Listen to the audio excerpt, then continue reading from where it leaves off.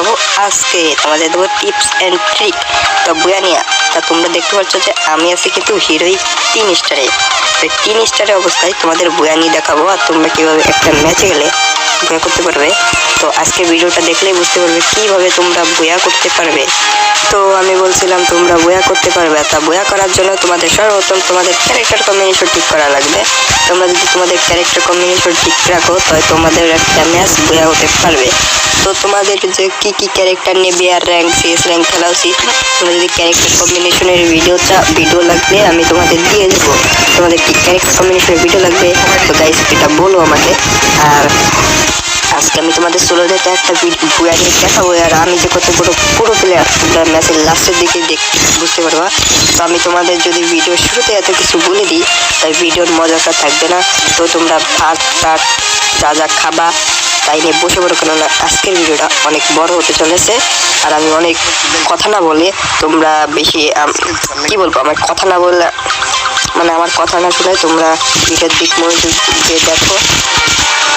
দেখতে পাচ্ছ যে আমাদের লবিটা অনেক হার্ড করিনি, আমাদের লবিটা যেন অন্যরকম বট লাগছে, আমার কাছেও বট লাগছে।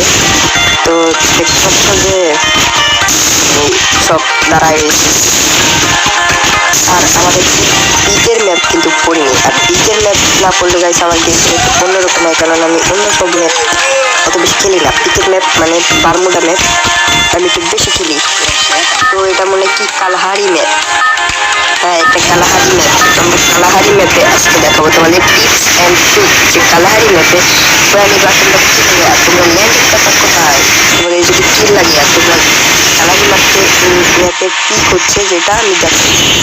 তোমরা ল্যান্ডিং করবা কোথায়, দাঁড়াও যে রেপটাও নাকি ওই জায়গাটা ল্যান্ডিং করবা। যে আমি ল্যান্ডিং করছি ওখানে অনেক এনিমি থাকবে আর আমি এনিমিকে মেরে আমার কিল লাগবে।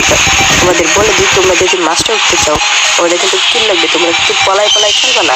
এরকম আমি কিন্তু রাশ করে খেলি, মরলেও রাশ করে খেলবো, বাঁচলেও রাশ করে খেলবো।